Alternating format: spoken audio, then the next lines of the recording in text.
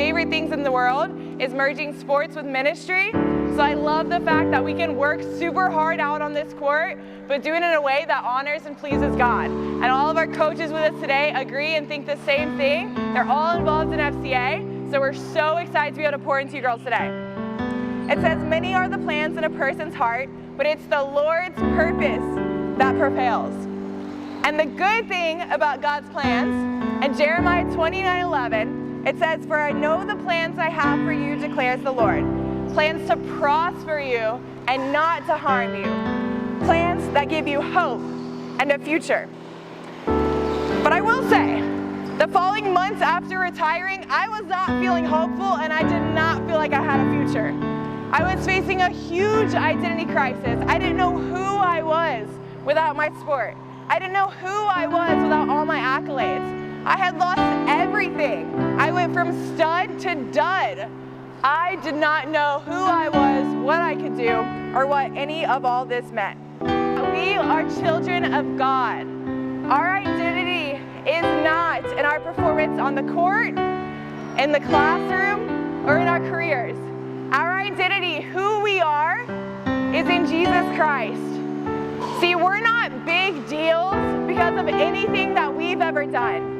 We're big deals because of everything that God has done for us. We're big deals because we are children of God. That's the one title that matters. It doesn't matter if you're a starter, a captain, if you're sitting left bench, whatever position you're in, you are a big deal because you are a child of God.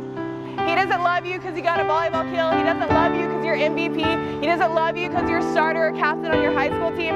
He loves you because you are a child of God. He loves you because He loves you. He loves you because He is the God of love. So once we're children of God, we know that we have an assignment to understand, that there's more to this. So I believe the assignment we need to understand is to play where our feet are. One person in the Bible that I think is a perfect example of that, and it's Paul. And I'll tell you why. Because Paul prayed for others. He wrote to churches. He encouraged change. He called out conflict.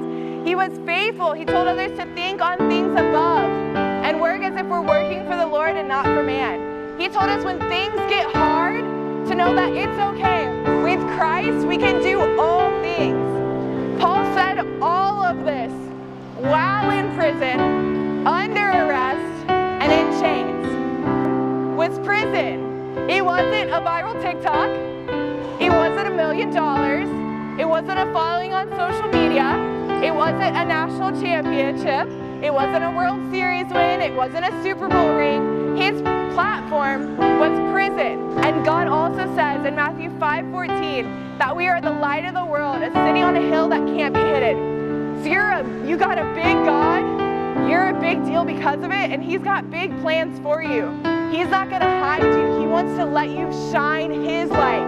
Not shine your light, but let Him shine His light upon you and through you. Because you're a child of God, you have an assignment to understand, and that assignment is to play where your feet are. To do your best and be your best no matter what and no matter where. To live a life full of living in any and all circumstances. And to know that any position you're in has impact and purpose.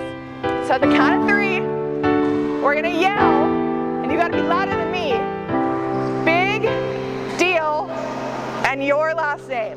I don't care if you're a quiet person, I don't care if you're shy, because sometimes to be a big deal, you gotta have a big voice.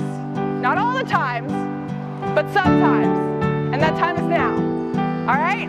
So on the count of 3, big deal, your last name. Ready? You gotta be louder than me. 1, 2, 3. Big deal!